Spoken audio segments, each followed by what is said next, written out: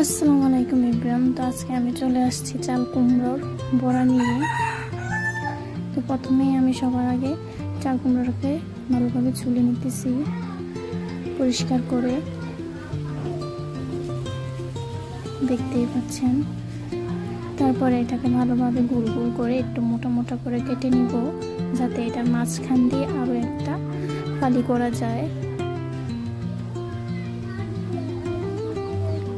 দেখতে পাচ্ছেন আমি কিরকম সাইজের করে কেটেছি।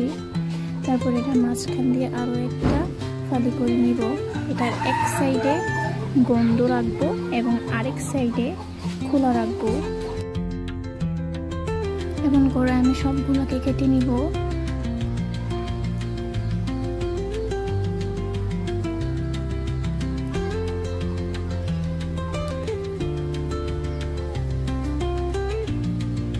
তারপরে আমি একটা বলে পানি বসিয়ে দিছি। চাল কুমড়োগুলো একটা একটা করে এটাতে পানিগুলোতে দিয়ে দেব। আমি এটাকে রাইস কুকারে বসাইছি। তারপরে একটু লবণ আর একটু হলুদ দিয়ে এটাকে 50% সিদ্ধ করে নিব। এটাকে বেশি সিদ্ধ করা যাবে না, কারণ পরে আবার আমরা এটাকে ভাজি করব। তো এখানে আমি নিয়ে নিয়েছি কাঁচামরিচ, পেঁয়াজ, রসুন, ধনিয়া পাতা, চাপা শুটকি আর তিল। আপনারা চাইলে এখানে শুটকি না ব্যবহার করলেও কিছু হবে না। আপনারা চাইলে শুধু তিল দিয়েও এই বড়াটা বানাতে পারবেন।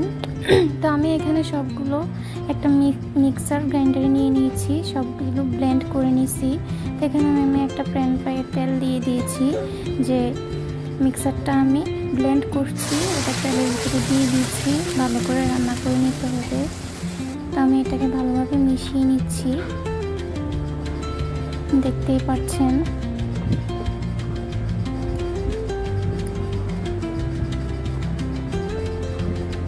এটাতে একটু পানি ইউজ করা যাবে না, যেহেতু আমরা এটাকে ব্লেন্ড করার সময় পানি দিছি। তো আমি এখানে নিয়ে নিচ্ছি লবণ, হলুদ এবং মরিচের গুঁড়া। সবগুলো দিয়ে ভালোভাবে মিক্স করে নিতেছি। এটাকে ভালোভাবে জাল করতে হবে। তো দেখেন সব দিক দিকে এটা ফুটে গেছে। এটাকে ভাজা করে নিতে হবে যতক্ষণ পর্যন্ত এটার পানিটা শুকিয়ে না যায়। দেখেন একেবারে পানিটা শুকিয়ে নিছি আমি। তো এবার এখানে যে কুমড়োর রিং রিং করে আমরা কেটে নিয়েছিলাম ওইটাতে পুরটা দিয়ে দিব, ছড়িয়ে দিবেন। তারপরে ভালোভাবে চেপে কুমড়োটাকে লাগিয়ে দিবেন, যাতে ভাজার সময় পুরটা বেরিয়ে না আসে। দেখেন একটা একটা করে আমি সবগুলো করে নিচ্ছি।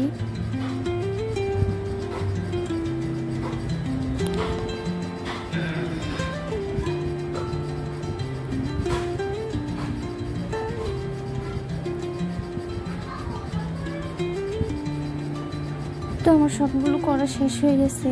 এখানে আমি একটা প্যান পায়ে সামান্য পরিমাণ সরিষার তেল দিয়ে দিয়েছি। আমি বড়াটাকে লো হিটে ভাজি করব, তাই জন্য একটু হাত দিয়ে তাপটা দেখে নিলাম। আস্তে আস্তে লো হিটে বড়াটাকে ভাজি করতে হবে, যাতে আমরা কুমড়োটাকে 50% সিদ্ধ করছি আর 50% যাতে ভাজির মাধ্যমে হয়ে যায়। আমরা এই পিঠ ওপিঠ লাল লাল করে ভাজি করে নিব। আমার সবগুলো ভাজি করা প্রায় হয়ে গেছে, একটা একটা করে দেখতেই পাচ্ছেন।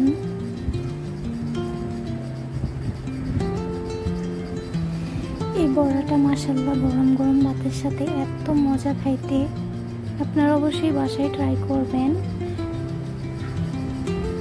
দেখতেই পাচ্ছেন কত সুন্দর হয়েছে বড়াটা। আল্লাহ হাফেজ।